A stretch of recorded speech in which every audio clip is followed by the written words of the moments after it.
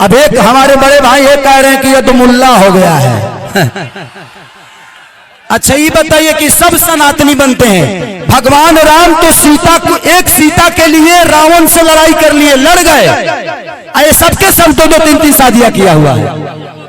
सनातन का मतलब यही है, सनातन यही कहता है कि आप दो शादी करो। काम ये करते हैं गलत और ठहराते खेसारी लाल को है। ये सब मेरे बड़े भाई हैं। रवि भैया कह रहे हैं कि महादेव तुम लोग गोरखपुर में चलोगे तो हर हर महादेव करके स्वर्ग में जाओगे। ये बताइए जब मरने के बाद कौन आदमी हर हर महादेव कहता है जी? कोई कहता है? गोरखपुर में स्वर्ग के जीते जी तो हमारे जीवन को आप लोग नरक बना दिए।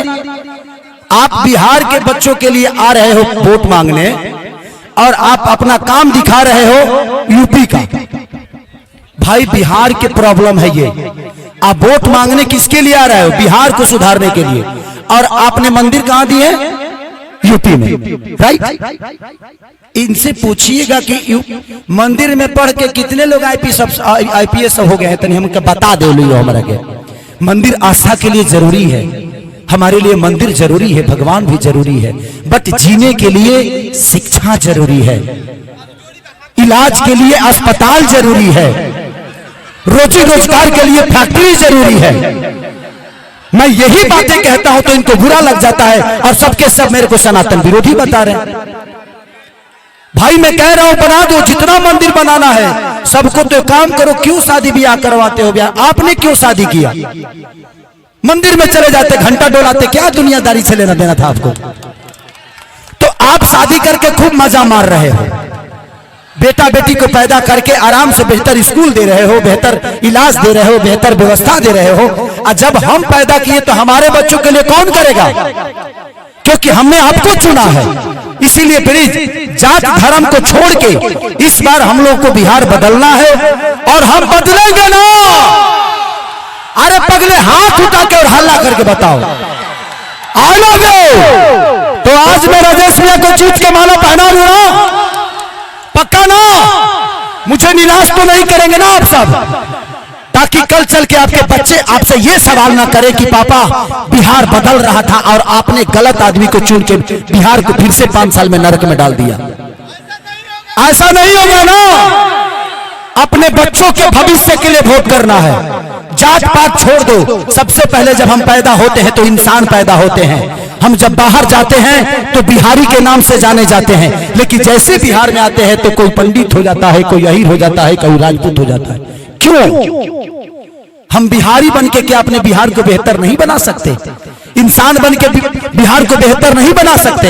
हम बनाएंगे और किसी के कहने से हम लड़ेंगे नहीं। सलीमता के साथ अपने बच्चों के शिक्षा के लिए इस सरकार को बदलेंगे।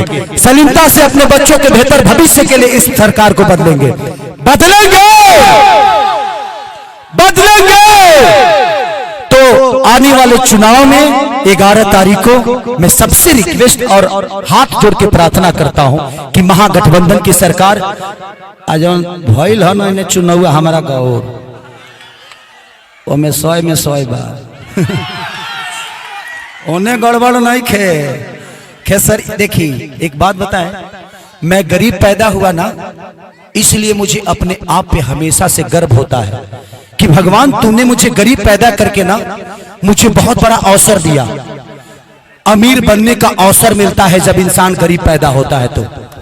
और जो भी यहाँ पैदा हुआ है, ठीक है आप गरीब होना, अपने आप को जितना बड़ा राजा बनाना है बना लो। और ये मौका है, बिहार की तस्वीर बदल रही है। और आप अब केहू कहता है एनडीए के नेता कि मैंने ये 30 सेकंड के रील पे बच्चे कमा रहे हैं ना। अरे घोंचू, 30 सेकंड में दुनिया बदलती है। जो आदमी 30 घंटा काम करता है वो दुनिया बदलता है। 30 सेकंड में कुछ नहीं बदलता है। लेकिन भाई इन्हें हम एको बार ना देखनी है कि बिहार पुलिस के दौड़ कहीं होता है। काहे ऐसे होता? तो जब ये लोग अपने लिए बेहतर अस्पताल नहीं बनवाए तो हमारे बच्चों के लिए बनाएंगे? अपने बच्चों को तो विदेश में पढ़ाते हैं, तो जो अपने बच्चों को शिक्षा बिहार में नहीं दे पाया तो क्या हमारे बच्चों के लिए बेहतर स्कूल बनाएंगे? हमने 20 साल चाचा को दिया ना, तो 5 साल भतीजा को दे देते हैं। 5 साल मैं वादा करता हूं, अगर 5 साल में काम नहीं हुआ तो खेसारी लाल यादव जीवन में कभी चुनाव नहीं लड़ेगा, क्योंकि मैं राजनेता हूं नहीं, मैं एक गरीब का बेटा हूं। मुझे पता है कि गरीब में जीना कितना मुश्किल होता है, बट ठीक है, मैं गरीब था, आज इतना तो है। और हमारी सरकार जब आएगी, माननीय राजेश भैया को आप लोग तो जीता ही दिया है। कहा हो मौसी? अरे वाह वाह, सुना लो, नीतीश चाचा के बनावल स्कूल हो, टूटे में टाइम ना लगी। जितना जितना हिसाब से उनका स्वस्थ बा वही हिसाब से स्कूल होई। जितनी भी हमारी माता बहन बेटी यहाँ बैठी है, सबको दिल से प्रणाम। एक बार आप लोग हाथ उठाकर आशीर्वाद दे दीजिए खेसारी को। अरे हम माता बहन बेटी के कहानी है, तारा लोग के ना कहानी है। तुम लोग माता बहन में आवे लगा। तो मैं यही कहना चाहता हूं कि हमारा बिहार तड़प रहा है। क्या आप सब अपने मां से दूर जाना चाहते हैं? अपने पिता के प्यार से दूर रहना चाहते हैं? तो उसके लिए हमें बिहार बदलना पड़ेगा, क्योंकि जब तक हम बिहार नहीं बदलेंगे हमारे लिए व्यवस्था बेहतर नहीं होगा। तो बस राजेश भैया के लिए 11 तारीख को वोटिंग है। कितने नंबर पे है आप? 3 नंबर पे लालटेन छाप। तो इस बार दबाव बोलो हो, हाई तस्वीर लेने वाला भीड़ा की तकदीर बदले वाला। I love you.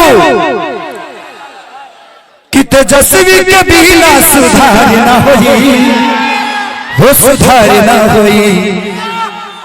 ए भाई लालू बिना चालू ई बिहार न होई, भाई लालू बिना चालू ई बिहार न होई। आज लोग कहते होंगे ना कि केसरिया का कार्यक्रम होता है तो ही लाखों के भीड़ होता, लेकिन आज मैं गाने के लिए नहीं, आप सबसे बात करने के लिए आया हूं, क्योंकि एक दर्द है। और इतना तो जरूर जान लीजिए, अपने बिहार के लिए मुझे अनशन पे अन्ना हजारे की तरह बैठना होगा तो खेसारी लाल यादव बैठ जाएगा।